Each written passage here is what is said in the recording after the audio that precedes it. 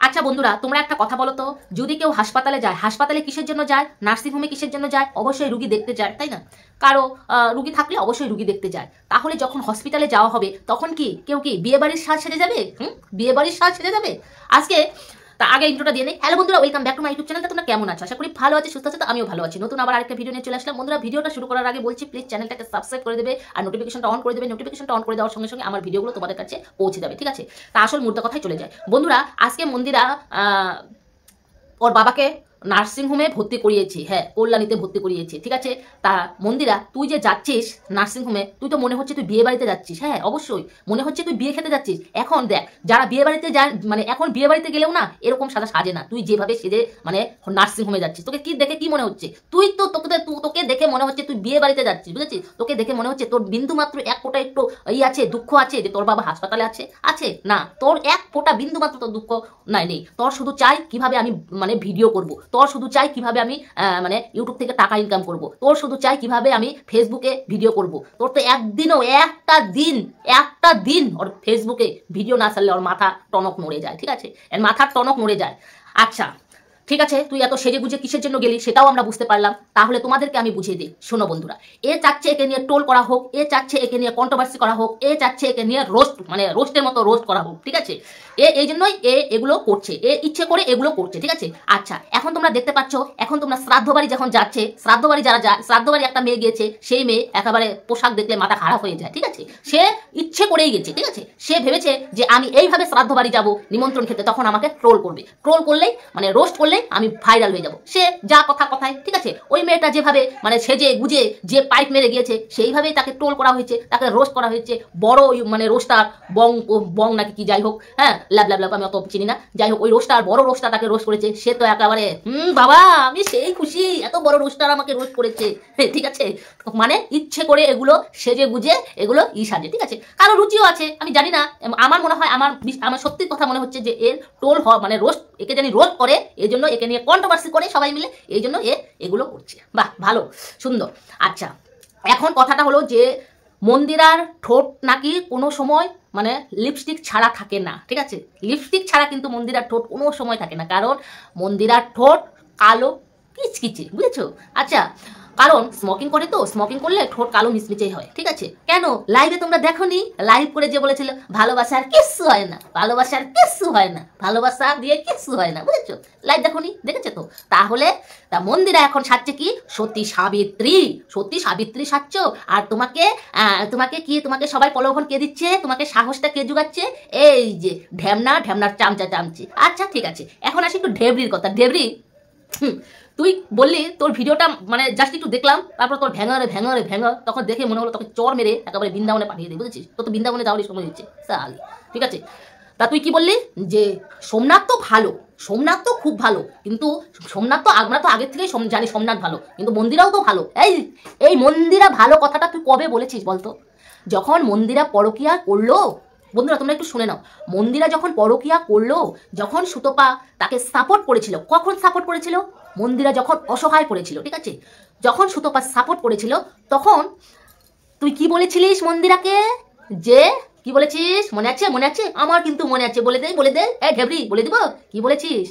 বসিন্দ একারে রে, দন্তা নয় ডয় রশ্মি, দন্তা ছয় করে শো, দন্তা নয় করে না, কয় করে গা, ছয় রশ্মি, ওটা বলেছিস না? মনে আছে? এখন খুব সতী সাবিত্রী হয়ে গেছে। কে? মন্দিরা সতী সাবিত্রী, খুব ভালো। শাশুড়ির শিক্ষা ভালো, হ্যাঁ শাশুড়ি ভালো, জানি শাশুড়ির শিক্ষা ভালো, শ্বশুরের শিক্ষা ভালো, হ্যানের শিক্ষা ভালো, তেনের শিক্ষা ভালো। এই তোর চরকায় তেল দে রে, তোর চরকায় তেল দে। তুই কি বলছিস? সুয়ের হাজবেন্ড একা, সু নাকি মানে এখন ঢেবরির কথায় আসছি বন্ধুরা। ঢেবরির আজকে মানে ঢেবরির উত্তর আমি দিতাম না, যাই হোক বসে আছি, দিয়ে দিই, তাই না? তা ঢেবরি বলছে যে সুর বা বর একা, সু নাকি নিজের শ্বশুর শাশুড়িকে নিয়ে খেতে পারে না, ঠিক আছে? খেতে পারে না, সুয়ের শ্বশুর শাশুড়িকে নিয়ে খেতে পারে না। এ ঢেবরি, তুই এখন বলতো, তুই তোর ছেলের বউর কাছে তুই খেতে পারিস? বল এখন। বাবারে বাবা, কি রে, যুবতী হওয়ার ইচ্ছা মানে পেকে ঝুনা হয়ে গেছে, ওই জায়গাটা কি কাঁচা করার ইচ্ছা হচ্ছে? বন্ধুরা একটু বলতে বাধ্য হলাম, ঠিক আছে? কেন রে, মানে কাঁচা করার ইচ্ছা? লিপস্টিক দিয়ে বাবা পাইপ মেরে সারি ঢেবরি, তুই ঢেবরি হয়ে থাকবি। তুই যত লিপস্টিকই দেশ আর যত পাইপই মারিস, বুঝেছিস? ঢেবরি থাকবি তুই, কোনোদিন ভালো হওয়ার চেষ্টা করিস না, ঢেবরি মুখী।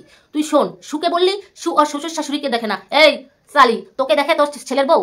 বন্ধুরা শোনো, এই ঢেবরিকে ছেলের বউ 1 লাখ মেরে ঘরের থেকে বের করে দেয়, ঠিক আছে? কারণ এই ঢেবরি কোনোদিনও ছেলের বউর হাতে খেতে মানে কি বলবো, মানে খেতে পারে না, ঠিক আছে? দেয় না তো, কারণ সে আলদা খায়, ঠিক আছে? এই ঢেবরি মুখী আলদা খায়, ওই জন্যই তো সংসার চলে না। কি করবে, ছেলে তো খেতে দেয় না, মেয়েও দেয় না। একটা আছে ঢেবরির মেয়ে ছেলে আছে, সবই আছে, ঠিক আছে? থাকতেও কেউ ভাত পায় না, ঠিক আছে? ছেলের কাছেও ভাত পায় না, মেয়ের কাছেও ভাত পায় না। এখন কি করে, ওই ওয়াইটিতে এসে ওই শুয়ের পিন্ডি চটকায়। শুয়ের যদি পিন্ডি না চটকায় তাহলে ওর খাবার অন্ন জুটে না। রে ঢেবরি, আসল পর্দা ফাঁস করে দিলাম, বুঝেছিস? সবার কাছে আসল পর্দা ফাঁস করে দিলাম। তোর পর্দা, তুই সবসময় লেউরির পর্দা ফাঁস করিস, মানে আমাদের শুয়ের পর্দা ফাঁস করিস। লেউরি, তুই তো সব থেকে বড় লেউরি। এই শালি, তুই তো সব থেকে বড় লেউরি। এই মন্দিরাকে কিছুদিন আগে আরে কথাটা বলেছিস, মন্দিরাকে কতটা নোংরা কথা বলেছিস। আজকে মন্দিরা খুব সাধু হয়ে গেছে, খুব ভালো হয়ে গেছে না, খুব ভালো হয়ে গেছে। হ্যাঁ, অসভ্য মারানি মহিলা কোথাকার। এই তুই, আমি তো আবারও বলছি, তুই সমাজে মুখ দেখাস কেমন করে রে?